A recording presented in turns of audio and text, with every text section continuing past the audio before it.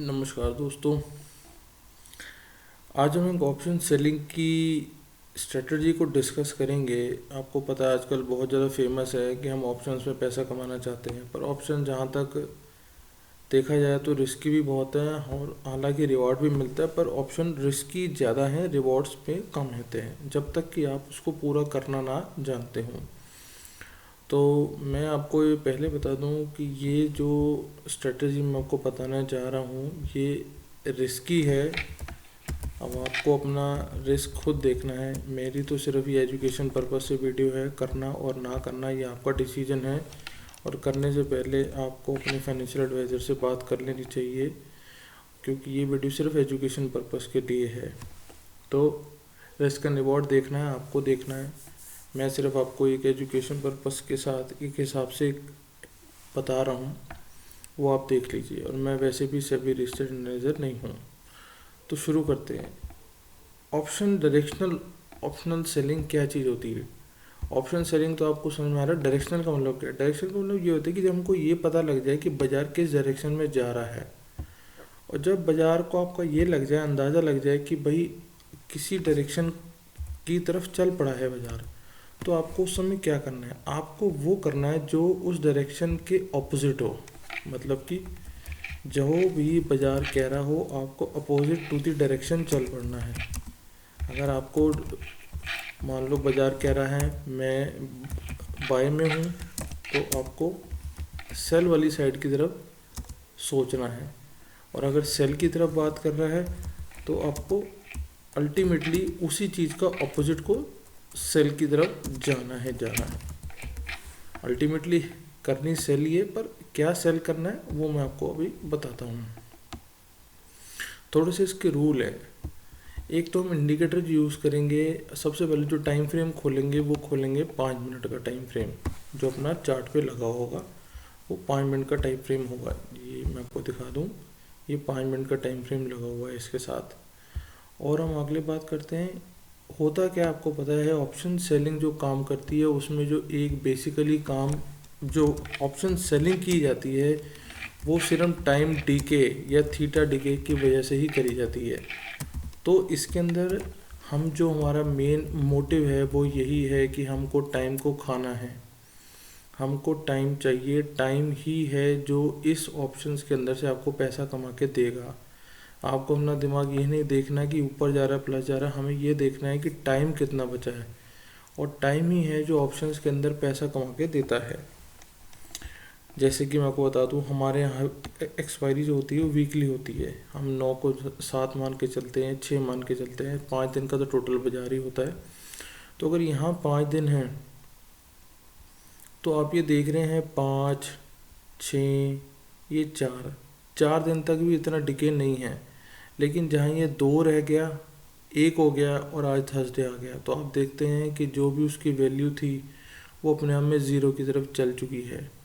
Monthly option तो फिर भी टाइम लेंगे आने में, लेकिन वीकली ऑप्शन तो एकदम ऐसे आके गिरेगा। तो बेसिकली होता यही है कि जब हम कोई भी ऑप्शन देखते हैं, ऑप्शन में सोचते हैं कि यार मैंने ऑप्शन लिया, बाज़ार तो बढ़ा नहीं, पर मेरा ऑप्शन घट गया। फिर भी अगर आप प्लस करके चलते हैं, आप ये सोचते हैं कि बाज़ार ऊपर बढ़ेगा और बाज़ार अल्टीमेटली बढ़ा ही नहीं, बाज़ार वहीं खड़ा रहा, तब भी वो ऑप्शंस आपका आके ज़ीरो के आसपास या उसकी वैल्यू घटनी शुरू हो जाएगी। क्यों? क्योंकि उसके अंदर सबसे बड़ी चीज़ लगी हुई है जिसे हम कहते हैं थीटा डिके या टाइम डिके। ये हो गई बात। ये अगली बात करते हैं।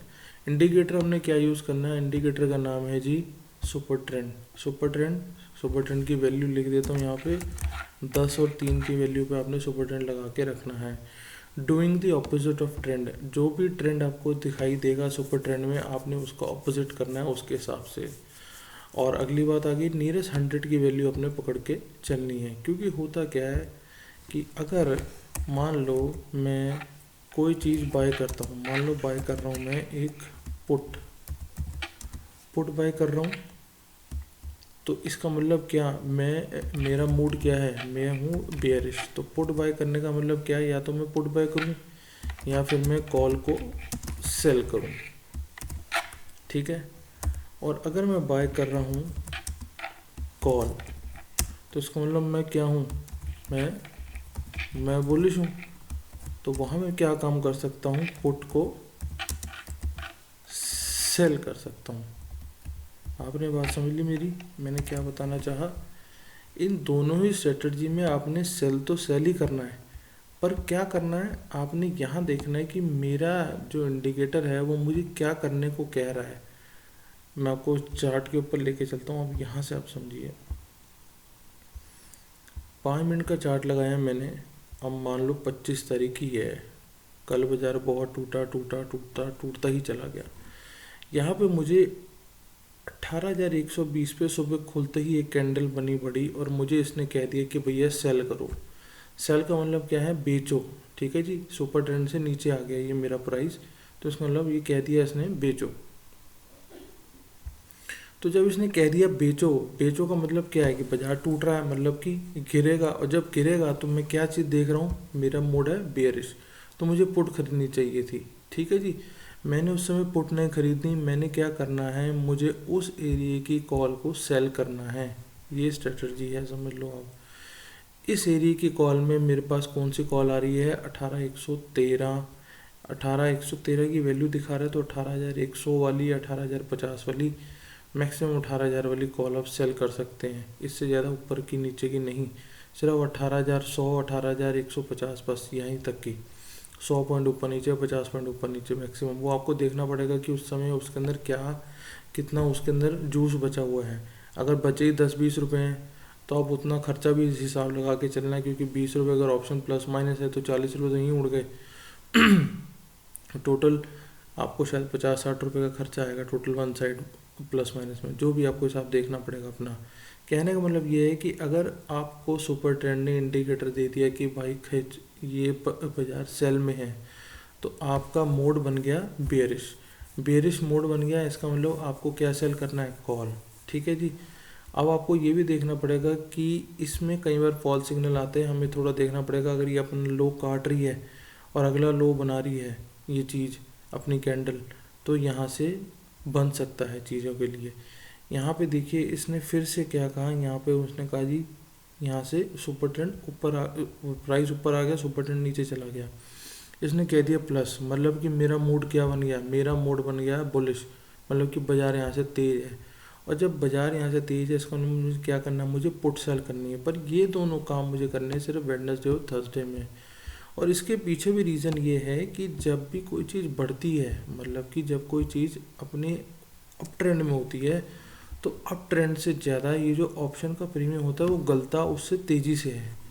प्रीमियम को बढ़ने के लिए फिर भी बहुत जोर लगाना पड़ता है, लेकिन उसे गलने के लिए, उसे कम होने के लिए इतना जोर नहीं लगाना पड़ता।